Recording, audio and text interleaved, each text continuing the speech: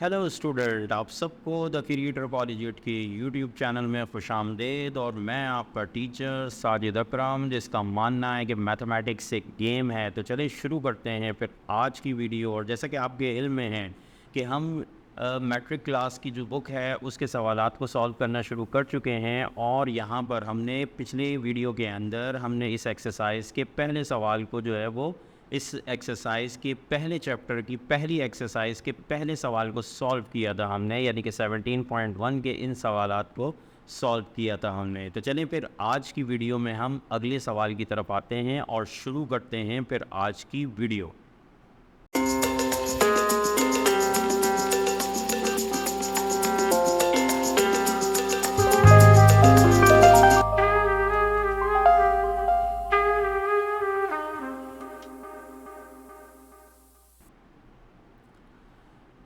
जैसे कि स्टूडेंट हमने लास्ट वीडियो के अंदर देखा था कि हम ये सवाल कर चुके थे और इस सवाल के अंदर हमने टेबुलर फॉर्म को जो है वो इस सवाल के अंदर हमने सेट बिल्डर फॉर्म जो हमारे पास दी हुई थी और डिस्क्रिप्टिव फॉर्म जो दी गई थी, हमने उसको टेबुलर फॉर्म में लिखना सीखा था। और मैंने आप लोगों से कहा था कि आप मेरी उस वीडियो को ज़रूर देखिएगा और देखने के बाद फिर इस सवाल को देखिएगा तो आपकी समझ में ये ज़रूर आएगा। तो अब दूसरे सवाल पे भी कुछ इसी का ही ताल्लुक़ है कि यहाँ पर हमें जो है वो दूसरे सवाल में कहा यह जा रहा है कि हमें इसमें टेबुलर फॉर्म दिया हुआ है और हमें जो है वो इसको कन्वर्ट करने के लिए कहा जा रहा है कि इसको सेट बिल्डर फॉर्म में कन्वर्ट करें। तो मैं आपसे फिर यही कहूँगा कि अगर आप लोगों ने मेरी उस वीडियो को अभी तक नहीं देखा है तो आप इसको ज़रूर देखिएगा, वरना ये दो सवाल आपको यकीनन प्रॉब्लम करेंगे। ठीक है जी, तो चलें फिर शुरू करते हैं आज की वीडियो और इसमें देखने जा रहे हैं क्वेश्चन नंबर 2 को। तो क्वेश्चन नंबर 2 के जैसा कि हमारे पास ये 6 पार्ट है, मैंने यहाँ पर आप लोगों के सामने लिख दिए हैं।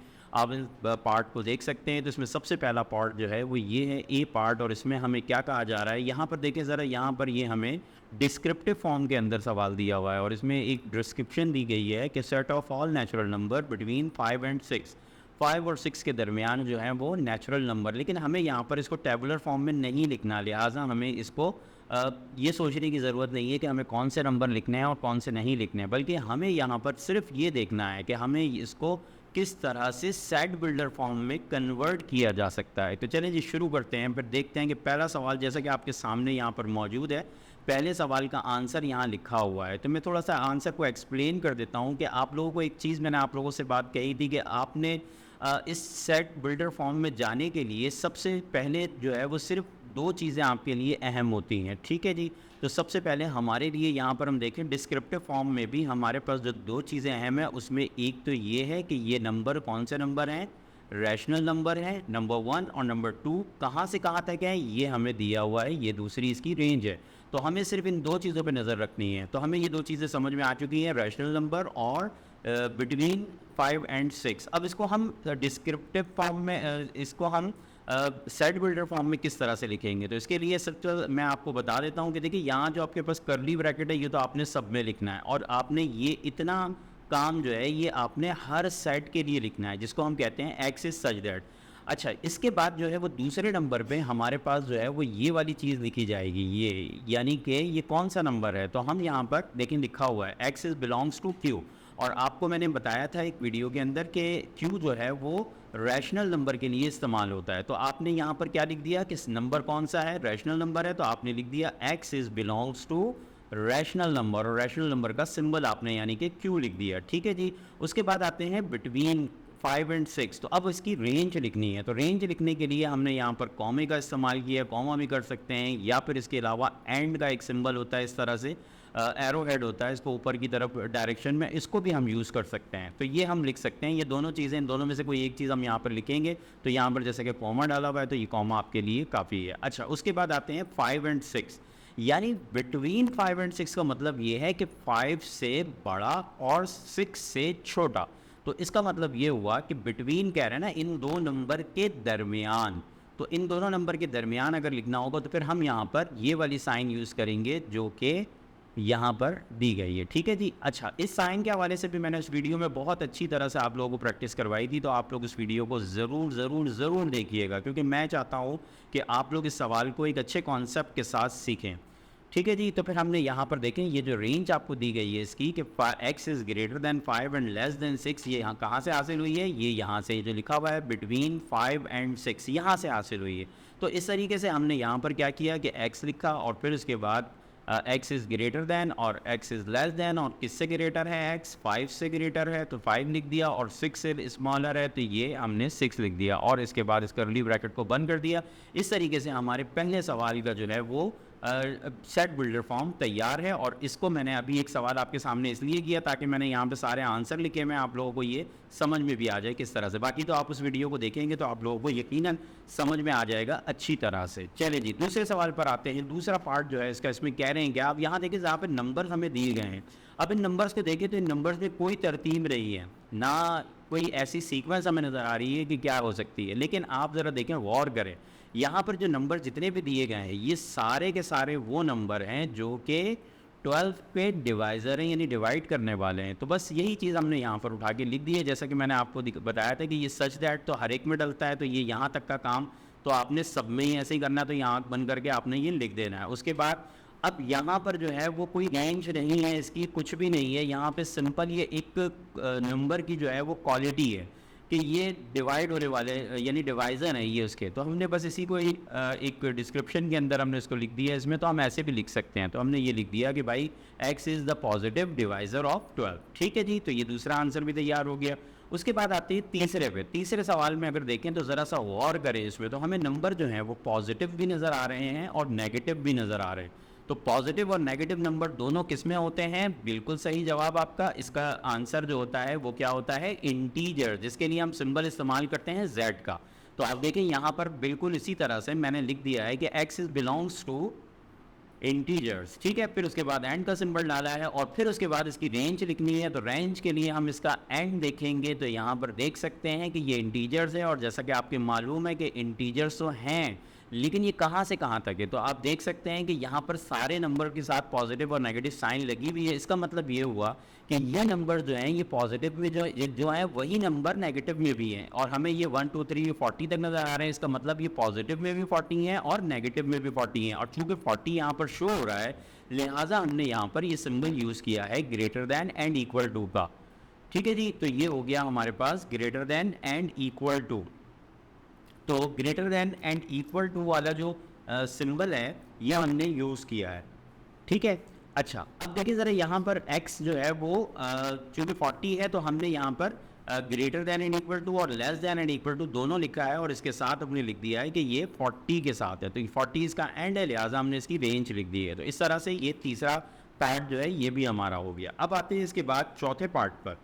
तो चौथा पार्ट जो है ये हम देखते हैं कि चौथे पार्ट में जो है चौथे पार्ट में हमें ये दिए गए हैं ये नंबर्स। तो अब इसको देखें, यहाँ पर भी कुछ नंबर जो हमें नज़र आ रहे हैं वो सारे के सारे इवन नंबर्स हैं। ठीक है जी, और इवन नंबर्स हैं पॉजिटिव में भी नेगेटिव में भी। तो लिहाजा हम यहाँ पर इसका सेट जो है उसके लिए हमें पता चल गया कि नंबर कौन से हैं, ये इवन नंबर है, तो ये ई नंबर जो हैं ये हमारे इवन नंबर कहलाएंगे। ठीक है, ये इवन नंबर हैं, और इसके बाद इसका जो एंड है वो हमें पता करना है।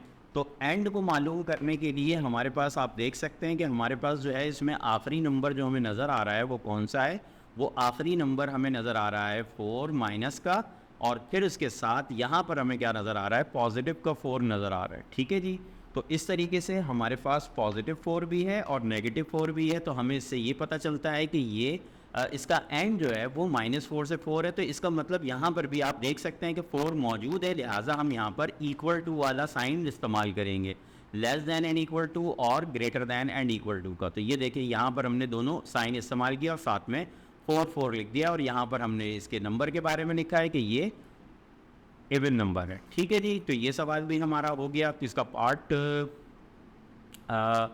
4 जो है ये भी हमने कर लिया। अब चलिए पार्ट 5 देखते हैं। तो पार्ट 5 के हवाले से अगर हम देखें तो यहाँ पर जो है ये नंबर अगर देखें तो ये नंबर की कोई सीक्वेंस नहीं है, ऐसे कोई नंबर होते नहीं हैं। लेकिन अगर आप इसको गौर से देखें तो ये नंबर 1 4 9 4 और 25 ये सारे के सारे नंबर जो हैं ये स्क्वायर हैं। 1 का स्क्वायर होता है, 4 2 का स्क्वायर होता है, 9 3 का स्क्वायर होता है, 16 4 का स्क्वायर होता है और 25 5 का स्क्वायर होता है। इसका मतलब ये हुआ कि 1 से लेकर 5 तक के नंबर जो हैं वो उसके स्क्वायर।